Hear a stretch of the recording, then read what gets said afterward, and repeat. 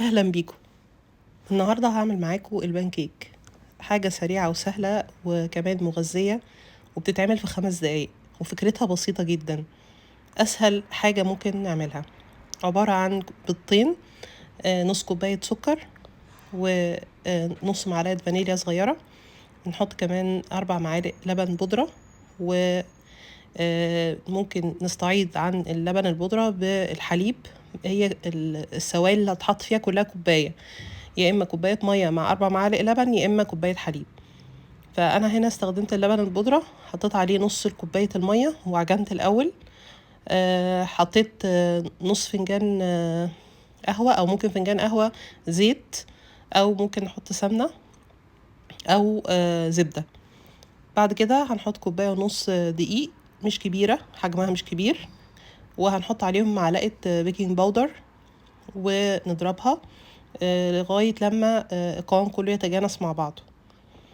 بعد كده حطيت النص التاني من كوباية المية وضربتها لغاية لما القوام بتاعها بقى زي الكيك العادي اللي احنا متعودين نعمله. يعني لا بتبقى خفيفة قوي ولا بتبقى سميكة وتخينة. زي ما انتم شايفين كده قوامها مظبوط. ده السمك اللي احنا عايزينه. بعد كده هنجيب طاسة تيفال، نحطها على البوتاجاز على نار هادية، وهنعمل الأشكال الدوائر اللي احنا عايزين نعملها بالحجم اللي احنا عايزينه. يعني لو عايزين نعمل أكبر أو أصغر زي ما بتحبوا. بعد أنا عملتها تقريبا بحجم القطايف.